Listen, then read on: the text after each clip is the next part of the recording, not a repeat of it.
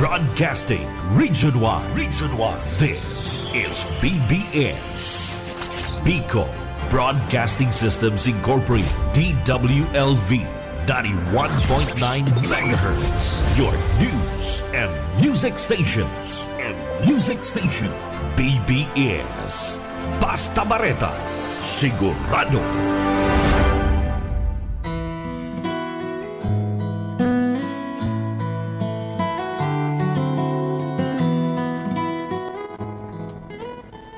Magandang umaga po, Bicolandia. Magandang umaga po dito sa probinsya ng Camarines Sur. Magandang umaga po dito sa lungsod ng Naga. Gising-gising na po at umaga na po.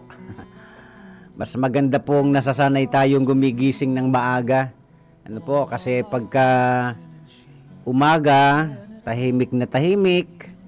Pagka gising mo ay pwede ka makipag-usap sa Panginoon ng may kaayusan, ano po, malinaw, na iyong nagagawa ang mga bagay na may kinalaman sa ating spiritual na buhay. Kasi pagkagising na ang mga bata, ano, pagkagising na lahat sa bahay, ay talaga namang isang kaabalahan, ano po, maaabala na tayo sa ating gagawin sanang pakikipag-usap sa Panginoon sa pribado natin sanang oras at silid, ano. O, sige po, magandang umagang muli sa inyong lahat. Sa ngayon ay nakaantabay na sa kanilang mga radio at nanonood na ngayon live sa Facebook. Tulad po ni Sister Eva Agregado na ngayon ay nanonood na. Magandang umaga po kay Sister Eva at kay Sir Felipe Agregado Jr. At magandang umaga din po kay Ma'am Lourdes Garrido at sa lahat po ng makikinig at manunood ngayon sa iba't ibang panig ng Pilipinas at sa labas ng Pilipinas. At sa lahat po ng inaabot ng istasyong ito, magandang umaga po sa inyong lahat. Sa ngalan po ng Alliance of Ministries of Metro Naga Incorporated or AMNI, ako po ang inyong lingkod, Pastor Luis Bulaños, at makakasama rin po natin sa technical side si Sir Director Ariel Camarute at si Sir Stephen Fabis. Sige po, tuloy-tuloy na tayo sa loob ng ilang mga minuto, sama-sama tayong matuto, no? Sama-sama tayong makinabang. Ginamit ko yung salitang makinabang sapagkat tandaan po ninyo, ang mga aral ng Diyos ay laging may pakinabang. Okay? So ngayong umaga, babasahin ko po ang nasusulat na mga aral ng Diyos. At ito po ay sulat ni San Pedro o ni Apostol Pedro. Mula po sa pangalawang Pedro sa Bagong Tipan, kabanatang 1, ang talata po ay 5 hanggang mga talatang 8. Ganito po ang nasusulat. Dahil dito, sikapin ninyong idagdag sa inyong pananampalataya ang kabutihan. Sa inyong kabutihan ang kaalaman. Talatang 6. Sa inyong kaalaman, ang pagpipigil sa sarili. Sa inyong pagpipigil sa sarili, ang katatagan. Sa inyong katatagan, ang pagiging makadiyos. Talatang 7 po. Sa inyong pagiging makadiyos, ang pagmamalasakit sa kapatid. At sa inyong pagmamalasakit, ang pag-ibig. Huling talata po, talatang 8. Ang mga katangiang iyan ang kailangan ninyong taglayin at pagyamanin upang ang inyong pagkakakilala sa Panginoong Hesukristo ay huwag mawalan ng kabuluhan at kapakinabangan. So ang Diyos po ang magpala ng ating puso na pagtatamnan ng kanyang mga aral ngayong umaga. Magandang umaga po kay Pastora Rosalie Lizardo at kay Pastor Vicente Lizardo at sa buong pamilya at sa ating mga kapatiran po dyan sa Tama po ba ako? Tinambak po ba? Yes po, tinambak. O si Roma, si Roma na po ba ito? Ano po, nakalimutan ko na po yung lugar. Naimbitahan po kasi ako ditong maging panauhing tagapagsalita. Matagal na po, kaya nakalimutan ko yung lugar. So magandang umaga po. At tuloy-tuloy na ho tayo. Ngayong umaga, sa liwanag ng mga aral ng Diyos, sama-sama tayong matuto at makinabang. At ang banal na Espiritu po ang magbigay sa atin ng kaunawaan dito po sa kababasa ko lang. Ngayong umaga ating sama-samang pag-aaralan, tutuklasin, aalamin, para maging paalaala sa mga nakakaalam na nito, sa mga nakabasa na nito. Pero tandaan ho natin na ang Diyos ay laging may ipinapahayag, lalo na doon sa mga tao na nagnanais na malaman ang kanyang mga aral. Paano po ba nagkakaroon ng kwenta ang ating kaugnayan sa Diyos? Para bang kwento? Paano ba nagkakaroon ng kwenta ang kwento? Kasi may mga kwentong walang kwenta. Tama po. May mga ganyan. Sa usaping espiritual, sa usapin ng ating kaugnayan sa Panginoong Diyos, paano nagkakaroon ito ng bisa?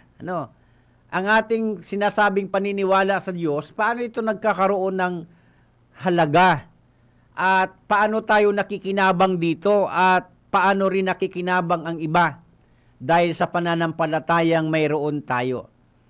Dito po sa kababasa ko lamang ay si Apostol Pedro po ay matapos po siyang tumalakay sa mga espiritual na kaloob na ipinagkaloob sa mga mananampalatayang Kristiyano, nandito na siya ngayon sa passage na ito. Malawak ang context nito, pero kaiksian ng ating mga oras ay tatalakayin lamang natin yung mahalagang bagay na dapat nating malaman. Magandang umaga po kay Sister Flor Obrero Cabañez. Magandang umaga po. So, sabi ni Apostol Pedro, tinatalakay niya po ang tungkol sa pananampalataya natin. Yun po talaga ang issue na kanyang ibig tukuyin dito. Na ang sabi niya, dahil dito, sikapin ninyong idagdag sa inyong pananampalataya. So, may napansin po ba kayo? May pananampalataya na tayo, pero mayroong mga bagay o katangian na dapat idagdag.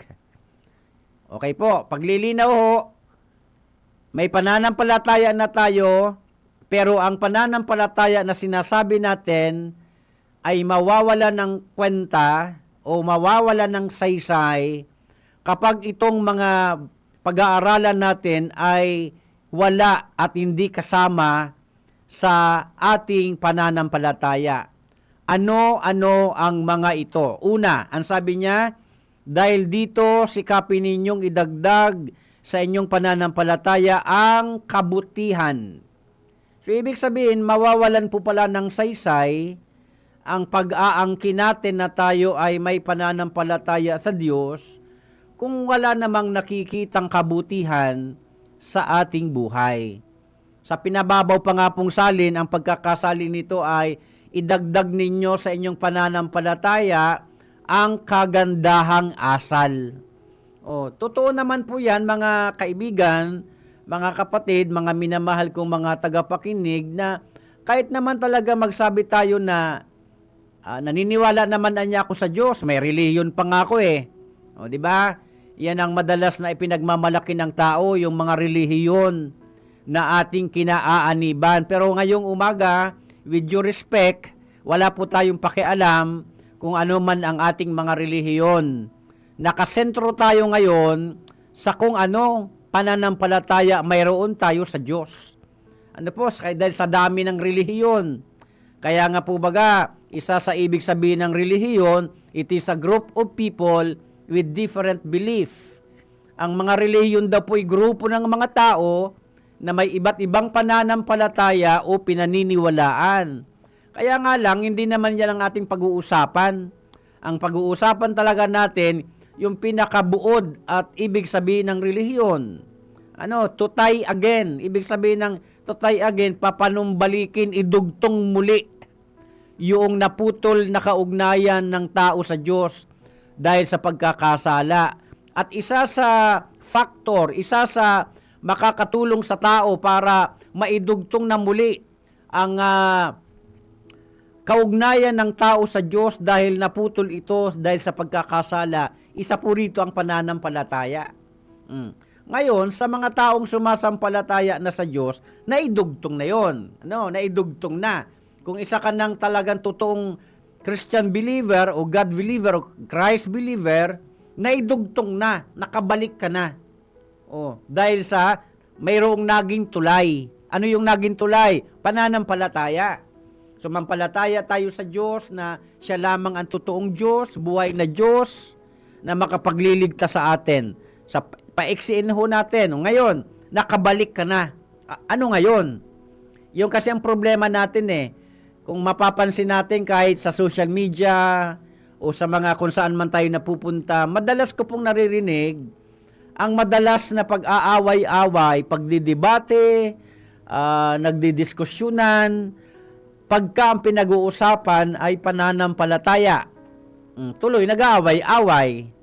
Pero alam nyo, hindi natin dapat yan pag-awayan. Ito ang bigyan natin ng pansin. Sabi ni Apostol Pedro, idagdag ninyo sa inyong pananampalataya ang alin? Ang kabutihan. Ang tinutukoy niyang kabutihan ay ang kagandahang asal. May relihiyon ka nga, pangit naman ang ugali mo. Di ba? Anong kwenta ng relihiyon mo? Ano naman kung nabibilang tayo sa isang kilala at sikat na relihiyon sa buong mundo, kung ang pag-uugali naman natin ay taliwas, hindi umaayon sa sinasabi nating pananampalataya natin sa Diyos. So, kinakailangan makitaan tayo ng kabutihan, ng kagandahang asal, kagandahan ng pag-uugali. Hindi pwede na tayo ay nag-aangkin na tayo ay makadiyos, pero makademonyo naman ang pag-uugali. Kaya, ang sabi ni Apostol Pedro, kinakailangan na ang pag-uugali natin ay babagay sa sinasabi nating pananampalataya natin sa Diyos. Dahil ang Diyos ay banal, makatarungan, at ang tao ay nilikha ayon sa kanyang larawan at wangis. So, ibig sabihin niyan, dapat nakikita rin sa ating buhay ang kabutihan. Alam nyo, mga minamahal kong mga tagapakinig, lalo na sa mga magulang, na ang kabutihan hindi lamang ito, ang kagandahang asal ay hindi lamang ito nakukuha sa loob ng eskwelahan. Actually, may mga nakikita nga po ako na naturingang mga nag-aral, with honors pa nga, mga sinasabing matatalino sa academic, pero pagdating sa pag-uugali, bagsak. Kaya makatutulong itong ating pinag-aaralan para ang bawat isa sa atin ay lalong mapabuti, pabuti ng pabuti ng pabuti. Hindi pwede na nagsasabi tayong sumasampalataya sa Diyos, pero ang ating pag-uugali ay hindi wasto, hindi maayos. Kaya ang sabi ni Apostol Pedro, idagdag. Idagdag. May pananampalataya na, pero kailangang dagdagan. Ano ang idadagdag? Kabutihan o kagandahang asal. Pangalawa, kaalaman. Alam nyo, sa ating panahon ngayon, very informative na po ang ating mga napapanood, naririnig, di ba? Dahil nasa modernong panahon na tayo, high-tech na tayo, kung ano-anong mga kaalaman ang maaaring mapulot, mapanood, mapakinggan, pero ang tinutukoy ditong kaalaman, mga minamahal kong tagapakinig, ay kaalaman tungkol sa Diyos. Kasi maraming tao ang dami-daming alam, pero pagdating sa mga aral ng Diyos, mangmang. Alam nyo ba, may tinatawag tayo sa batas na ignorance of the law excuses no one. Spiritually speaking, ignorance of the Bible is ignorance about God. Ang pagiging ignorante natin sa mga kaalaman tungkol sa Diyos ay pagiging mangmang sa mga aral ng Diyos. Wala tayong alam tungkol sa mga bagay na malalim at ito ang turo ng Panginoon na dapat nating pahalagahan. O kaya, okay lang naman na maging matalino ka sa school. Okay lang naman na maging matalino tayo dito sa mundo. Pero higit sa lahat, ang totoong taong matalino ay alam niya ang tungkol sa Diyos. No? Alam niya ang mga turo at aral ng Panginoon. O para mailayo tayo tuloy doon sa mga pagmamagaling, nag-aaway-away dahil sa mga nalalaman sa kanya-kanyang mga interpretasyon, Pero tandaan natin, hindi natin dapat ini-interpret o sinasali ng Biblia ayon sa sarili nating pagkaunawa. Kinakailangan ito ay maintindihan natin ano talaga ang itinuturo ng banal na kasulatan. Ang Biblia mismo, pagka may alam ka sa aral ng Diyos, ang Biblia mismo, ang banal na kasulatan mismo, ang magpapaliwanag ng kanyang sarili. Kailangan lamang itong tuklasin. Pagpipigil sa sarili. Ang dami-dami nating nagagawang kasalanan o pagkakamali. Kasi po ang tao, kahit may pananampalataya na, wala namang self-control. Malawak po ito mga minamahal kong mga tagapakinig. Pag sinabi nating pagpipigil sa sarili, malawak ito. Halimbawa, pagpipigil para wag tayong magapos o mabihag o kaya maging alipin o maging bilanggo ng kasalanan, ng mga bisyo, ng mga kasalanang hindi lamang sarili natin ang nasisira natin, kundi ang ibang tao. Kalaya ka sa mga bisyo, makalaya ka sa mga pornografiya, mga masasama at malalaswang panuurin para hindi ka mahantong sa isang mahirap na kalagayan, naging mainit ang ulo, nakakakuha lagi ng kaaway, ng kasagutan, di ba? At napupunta sa demandahan dahil po sa init ng ulo, dahil wala pong self-control. Yan po ang nagiging struggle nating lahat, di po ba? Yan ang totoo. Kahit po sino ay nakararanas na magkaroon ng struggle pagka ang pinag-uusapan ay pagpipigil sa sarili. Katatagan. Ano naman kung may pananampalataya ang tao pero hindi naman siya matatag? Paano po ba nasasabing matatag ang isang tao? Hindi lamang ito salita na sasabihin mong, ako matatag ako sa pananampalataya. Kahit anong mangyari, matatag ako. Sabi mo yon. Pero ang totoo talagang makakapagpatunay, na tayo ay matatag. Pagka tayo ay dinaanan ng mahihirap, masasakit, at mahihirap, masasakit, o kaya mga karanasang hindi natin gusto, at pagkatapos noon, nakatayo ka pa rin. Ibig sabihin, hindi pa rin naapektuhan ang iyong kaugnayan sa Diyos, ang iyong tiwala sa Diyos, nandyan pa din. Diyan mo masasabi, diyan natin masasabi na tayo ay matatag na nga sa ating pananampalataya.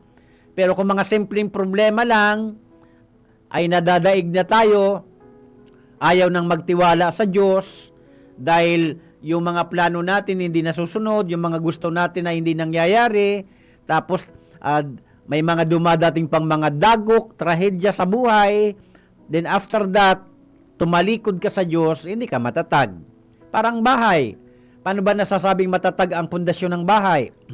Pagkatapos ng bagyo, pagkatapos ng malakas na lindol, o pagkayang bahay na yan, nandyan pa rin sa kanyang kinalalagyan, bagaman natapyasan ng bubong, natapyasan ng mga dingding, pero yung pundasyon nandyan pa din, matatag ang bahay na yan. Ganun din sa usapin ng pananampalataya. Nagiging masasabi nating matatag tayo pagka dinaanan tayo ng mahihirap, masasakit na mga karanasan, pero hindi po naapektuhan, hindi nawala ang ating pananampalataya at pagtitiwala sa Panginoong Diyos. Kaya mahalaga po ang katatagan, mga minamahal kong mga tagapakinig. Ang inyong pong lingkod mula pagkabata, ako po ay lumaki ng wala ng magulang. Napakarami ho kong pinagdaanan sa buhay, kung alam nyo lang. Napakarami ho. At salamat sa Diyos sa kanyang awa, sa kanyang biyaya. Ito ako ngayon sa inyong harapan at nangangaral ng mga aral ng Diyos. Kaya salamat sa katatagan na binigay sa akin ng Panginoon. Gayon din naman po kayo, mga minamahal kong mga tagapakinig, na sa awa at biyaya ng Diyos, maaari kayong maging matatag. Ano po? Dahil kailangan ito sa buhay. Kailangan sa buhay ang pagiging matatag. Pag sinabing pagiging matatag, matibay ang pananampalataya mo sa Diyos. Na hindi ka mailalayo ng mga problema sa iyong kaugnayan sa Panginoon. May mga tao kasi na pag dinatnan na ng problema, nagagalit na sa Diyos, naginanakit na, sumasama na ang loob. Ayaw ng manalangin, ayaw ng magsimba, ayaw ng alamin ang mga aral ng Diyos kasi nasaktan ng labis sa mga karanasan na para bagang pinapalabas natin, pinabayaan na tayo ng Diyos. Ano pa? Pagiging makadiyos. May pananampalataya, pero sabi ni San Pedro, idagdag ninyo ang pagiging makadiyos. Napansin niyo po yon? Magkaiba ang pagiging religious sa pagiging godly. Pwede ng isang tao maging religyoso o religyosa, pero hindi siya makadiyos. Biblia na mismo, mga minamahal ko, mga tagapakinig, ang nagpapaliwanag nito na magkaiba ang pagiging religious sa pagiging godly. Kaya sabi ni San Pedro, idagdag ninyo sa inyong pananampalataya ang pagiging makadiyos. Totoo naman yan. Tingnan nyo, may mga tao na nakikipag-away sa ngalan ng kanyang relihiyon. Pero pagdating sa kabanalan ng kanyang buhay, wala naman talaga. Tama yung sinabi ng Panginoon na ang puno nakikilala sa kanyang bunga. Mga minamahal ko, mga tagapakinig, ito po ay tapatan. Tapatan ito, prangkahan po yung sinasabi ko sa inyo. Hindi ho lahat ng napapakinggan nating mga nagsisipag, turo, kuno ng mga aral sa Biblia ay totoo.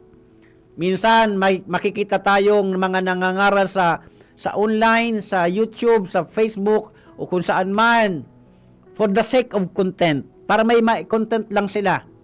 Pero ang totoo, wala naman talaga silang alam na malalim sa totoong aral ng Diyos. Kaya tuloy, nababastos, nawawala ng hindi gaanong napapahalaga ng nakararami ang mga aral ng Panginoon. Dahil na rin sa mga false teachers, sa mga ngaral na baluktot ang ipinangangaral, tuloy ang mga tao nalilito na dahil daw napakarami ng relihiyon. Pero kung tutuusin, mga minamahal kong mga tagapakinig, hindi ho relihiyon ang ating kailangan. Ang kailangan natin ay magkaroon tayo ng tunay at tamang kaugnayan sa Diyos na buhay. Hindi ang relihiyon. Mag-aaway-away lang tayo pagdating dyan. Kaya sabi ni Apostol Pedro, idagdag ninyo sa inyong pananampalataya ang pagiging makadiyos. Ibig sabihin, pagiging makadiyos may kabanalan. Pag sinabing makadiyos, mga aral ng Diyos ang sinusunod. Hindi mga aral ng tao, hindi aral na mga relihiyon, hindi mga aral na itinuturo ng bawat religious leaders sa kanilang mga miyembro, pero yung aral pa lang yun, hindi naman talaga sa Diyos. Kaya inihimo kayo, basahin nyo ang aral mismo ng Diyos, ang banal na kasulatan, para hindi kayo malito. Kung hahanapin nyo ang katotohanan sa pagpasok nyo sa iba't ibang relihiyon, malilito lang kayo. Kaya ipinapayo ko po sa inyo, mga minamahal kong mga tagapakinig, lalo na sa mga nagsusuri, lumapit ka sa Panginoon, kilalanin mo ang Diyos na buhay sa langit, na siya lamang ang tanging makapagliligtas sa tao. Sa gayong paraan, sa gayong paraan na ikaw ay nagsisi, nagbalik loob sa Diyos, at nagbago ang iyong buhay, doon muling na ibabalik ang naputol na kaugnayan ng tao sa Diyos dahil sa kasalanan. Pagmamalasakit sa kapatid. Minsan kahit religious ang tao, wala namang malasakit. Walang malasakit sa pamilya. Walang malasakit kung kanino man. Sarili lang ang iniisip. Oh. So ano naman kwenta ng relihiyon mo kung ganyan ang ugali? 'Di ba? Pagmamalasakit sa kapatid. In general, pagmamalasakit, hindi lamang sa kapatid, sa lahat ng tao. Malawak po 'yan. Ano po, binabudget ko lang ang aking oras. So wala palang kwenta ang pananampalataya kung hindi natin idadagdag ang pagmamalasakit. Malawak 'yan. Malasakit sa pamilya, malasakit sa simbahan, malasakit sa gobyerno, malasakit sa mga kaibigan, malasakit sa saan mang mga bagay na doon tayo nilagay ng Panginoon. Dapat lagi may pagmamalasakit. Ano pa? Ang pag-ibig, at dito tayo magtatapos. Walang kwenta ang ating mga relihiyon kung wala namang pag-ibig. Actually, ang pakikipag-away na nga, yung pakikipag-away ng tao na nakakalika siya ng maraming kaaway dahil sa kanyang relihiyon, wala kang pag-ibig. Ang totoong taong makadiyos may pag-ibig. Dapat nating tandaan yan. Malawak yung salitang yan. Pag-ibig, ibig sabihin, lagi kang nandoon sa tama. Ano? Na hindi lamang sarili mo ang iniisip mo, kundi kapakanan din ng iba. Ano? Pag-ibig na lumilika ng kapayapaan, because we are not troublemakers, we are peacemakers. Tayo ay mga dapat tagapagpayapa o nabubuhay lagi sa kapayapaan bilang mga sumasampalataya sa Diyos. Ang sabi ng talatang 8, ang mga katangiang yan ang kailangan ninyong taglayin at pagyamanin. So, ibig sabihin, ang katangiang yan na binanggit natin ngayong umaga, dapat mayroon tayo. At kapag yan ay nandito na sa atin, kailangan natin yung pagyamanin. Ang tanong, bakit? Sapagkat, ang sabi ni Apostol Pedro, pag hindi natin ito tinaglay at pinagyaman, mawawala ng kabuluhan ang pagkakakilala ng tao sa Diyos. O kaya minamahal ko mga kapatid, kaibigan, mga tagapakinig. Ito po ang paalaala sa ating lahat ng mga aral ng Diyos na ating napakinggan dito sa programa ng Biyaya sa Pagkaaga. Kaya po, sana tulungan tayo ng Diyos na ngayong araw, ang pagiging nating pagkakaroon natin ng pananampalataya sa Diyos ay samahan natin ng mga katangiang ito. At sa pag nangyari yan, hindi lamang ang ating sarili ang matutulungan para lalo tayong mapalapit sa Diyos at mapagtibay ang pananampalataya, kundi pati na ang ating mga mahal sa buhay. Manalangin po tayo. Ama naming Diyos sa langit, marami pong salamat sa mga paalaala ng iyong mga aral ngayong umaga. Pagpalain niyo pong lahat ng nakinig at nanood at sa lahat pa po ng magre-replay nito. Salamat po. Pagpalain niyo po ang istasyong ito ng BBS DWLV 91.9 FM. Bless Villafuerte family, buong Villafuerte family, pagpalain niyo po sila at lahat ng staff tipo rito. Salamat po sa iyo ang lahat ng papuri sa pangalan ng Panginoong Hesukristo. Amen. So sunod na po, Kakampi Network News, sihatid po ni Sir John Bernas. Muli po, ako po ang inyong lingkod, Pastor Luis Bolaños. Pagpalain kayo ng Panginoong Diyos.